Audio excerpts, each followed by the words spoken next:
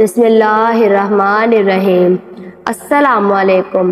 حضرت مریم علیہ السلام کے حمل کی کیفیت یوں ہے کہ حضرت مریم علیہ السلام اپنی خالہ یا بہن کے گھر غسل کرنے کے لیے گئی کہ وہ پردہ لٹکانا چاہتی تھی کہ حضرت جبرائیل علیہ السلام ایک خوبصورت نوجوان کی شکل میں ظاہر ہوئے۔ حضرت مریم علیہ السلام نے دیکھا کہ یہ نامحرم میری طرف متوجہ ہے، تو حضرت مریم علیہ السلام نے فرمایا کہ میں پناہ مانگتی ہوں تم سے ساتھ اللہ کے، اگر تو پرہیزگار ہے۔ حضرت جبرائیل علیہ السلام نے کہا میں وہ شخص نہیں ہوں کہ جس سے تو ڈرے، میں اللہ کا فرشتہ ہوں، تجھ کو پاکیزہ لڑکا بخشنے آیا ہوں، جس کو قرآن پاک نے یوں بیان فرمایا ہے۔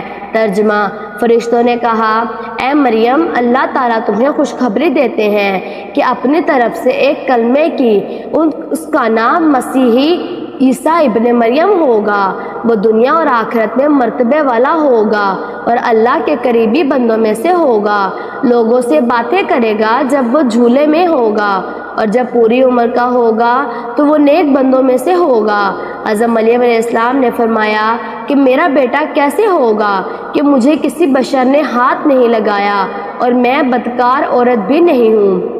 حضرت جبرائیل علیہ السلام نے کہا تیرا کہنا صحیح ہے، لیکن تیرے اللہ نے فرمایا ہے کہ میرے لیے بغیر باپ کے بیٹا دینا آسان ہے، جس کو قرآن پاک نے اس طرح بیان فرمایا ہے۔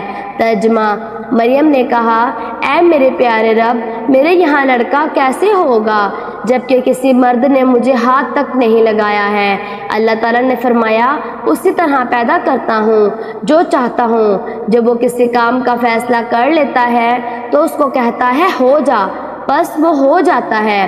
بی بی مریم علیہ السلام کو اسی وقت اتنی بڑی بشارت دی گئی کہ وہ نبی ہوگا، بنی اسرائیل توریت اور انجیل کا عالم ہوگا اور وہ بڑے معجزوں والا ہوگا، جس کو قرآن میں یوں بیان فرمایا ہے۔ ترجمہ: اور اللہ تعالیٰ اس کو کتاب اور حکمت اور توریت اور انجیل سکھائے گا اور وہ رسول ہوں گے بنی اسرائیل کی طرف۔ حضرت عیسیٰ علیہ السلام کی پیدائش۔ غرض یہ کہ تمام بشارتوں کے بعد حضرت جبرائیل علیہ السلام نے حضرت مریم علیہ السلام کے گریبان میں روح مبارک کو پھونک دیا جس سے حمل ہو۔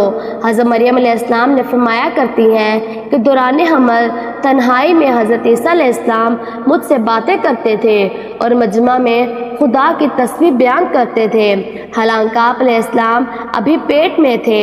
حضرت مریم علیہ السلام اور آپ کی خالہ صاحبہ جب آپس میں ملاقات کرتی تھی تو ایسا معلوم ہوتا تھا کہ خالہ کے پیٹ کا بچہ یعنی حضرت یحییٰ علیہ السلام بھانجی کے پیٹ یعنی حضرت عیسیٰ علیہ السلام کی طرف جھکتا ہے، یعنی سلام کرتا ہے۔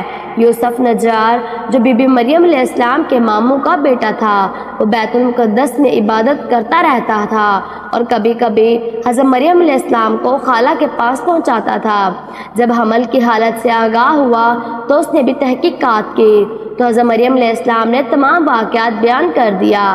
جب ولادت کا وقت آ گیا تو حضرت مریم علیہ السلام کو قدرتی ندا ہوئی کہ اس شہر سے باہر چلی جاؤ، اگر تیری قوم تجھ کو اس کے وضع پر دیکھے گی تو تجھ کو اور تیرے فرزند کو قتل کر ڈالے گی۔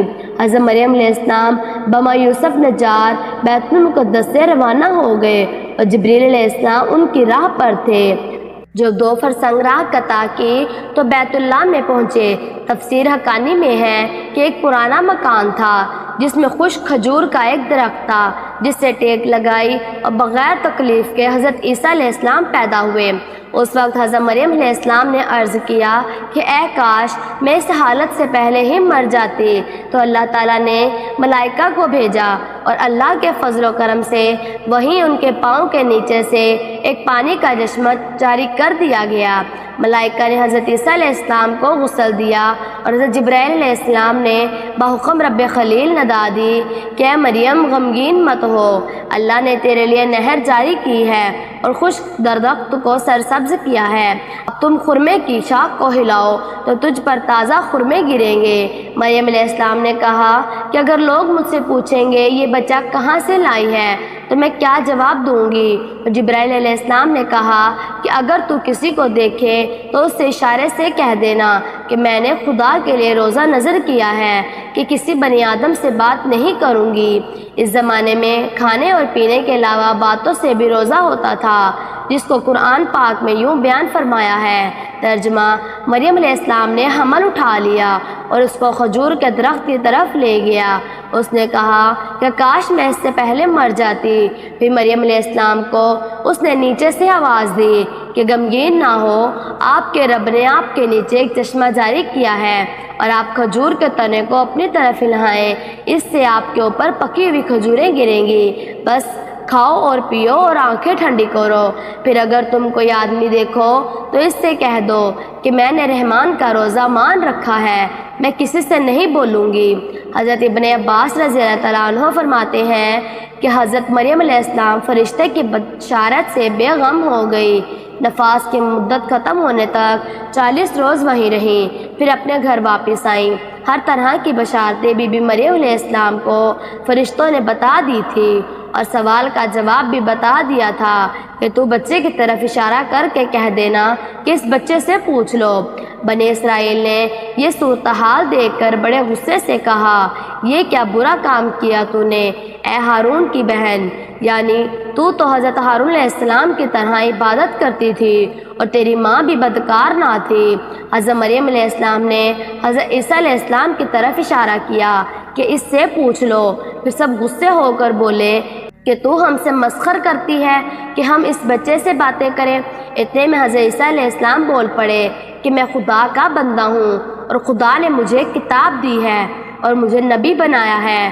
جب یہودیوں نے یہ معجزہ دیکھا تو ان کی زبان بند ہو گئی، پھر اس کو گود میں لیے ہوئے اپنی قوم کے پاس آئیں۔ لوگوں نے کہا، اے مریم، تو نے بڑا طوفان کر ڈالا۔ اے ہارون کی بہن، نہ تیرا باپ کوئی برا آدمی تھا نہ تیری ماں بدکار تھی۔ پھر مریم علیہ السلام نے اس بچے کی طرف اشارہ کیا۔ لوگوں نے کہا، ہم اس سے کیسے باتیں کریں جو کہ گود میں ہے؟ جب بچہ بولا کہ میں اللہ کا بندہ ہوں جس نے مجھے کتاب دی، مجھ کو نبی بنایا۔ قرآن میں ہے کہ جس وقت خاندان کے لوگوں نے حضرت مریم علیہ السلام کو ملامت کرنا شروع کر دیا تو حضرت عیسیٰ علیہ السلام اس وقت دودھ پی رہے تھے۔ جب انہوں نے یہ سنا تو وہ دودھ چھوڑ کر اپنی بائیں کروٹ پر سہارا لے کر ان کی طرف متوجہ ہوئے اور انگشت شہادت سے اشارہ کرتے ہوئے کہا کہ میں خدا کا بندہ ہوں۔ اس سے پہلے ہی لفظ میں حضرت عیسیٰ علیہ السلام نے اس غلط فہمی کو دور کر دیا کہ اگرچہ میری پیدائش ایک معجزانہ انداز سے ہوئی ہے، مگر میں خدا کا بندہ ہوں تاکہ لوگ میری پرستش میں مبتلا نہ ہو جائیں۔ ان الفاظ میں حضرت عیسیٰ علیہ السلام نے اپنی شیر خوارگی کے زمانے میں اللہ کی طرف سے نبوت اور کتاب ملنے کی خبر دی، جس کا مفہوم یہ ہے کہ اللہ تبارک و تعالیٰ نے یہ طے فرما دیا ہے کہ مجھے اپنے وقت پر نبوت و کتابت دیں گے، اور یہ بالکل ایسا ہے جیسے رسول اللہ صلی اللہ علیہ وآلہ وسلم نے فرمایا کہ مجھے نبوت اس وقت عطا کر دی گئی تھی کہ جب آدم علیہ السلام ابھی پیدا نہیں ہوئے تھے۔ اس کا مطلب بھی ظاہر ہے کہ اس کے سوا نہیں کہ عطائے نبوت کا وعدہ جو حضور پاک صلی اللہ علیہ وآلہ وسلم کے لیے قطعی یقینی تھا، یہ اس وقت کو عطائے نبوت کے لفظ ماضی سے طویل کر دیا گیا ہے۔ عطائے نبوت کا اظہار کرنے سے ان لوگوں کی بدگمانی رفع کر دی گئی کہ میری والدہ پر بدکاری کا الزام لگانا سراسر غلط ہے، کیونکہ میری نبی ہونا اور مجھے رسالت کا ملنا اس کی دلیل ہے کہ میری پیدائش میں کسی گناہ کا دخل نہیں ہو سکتا۔ اللہ تعالیٰ سے دعا ہے کہ اللہ تعالیٰ میرا سنانا اور آپ کا سننا اپنی بارگاہ رسالت میں قبول و منظور فرمائے، آمین۔ ویڈیو اچھی لگی ہو تو ہمارے چینل کو سبسکرائب کر دیں۔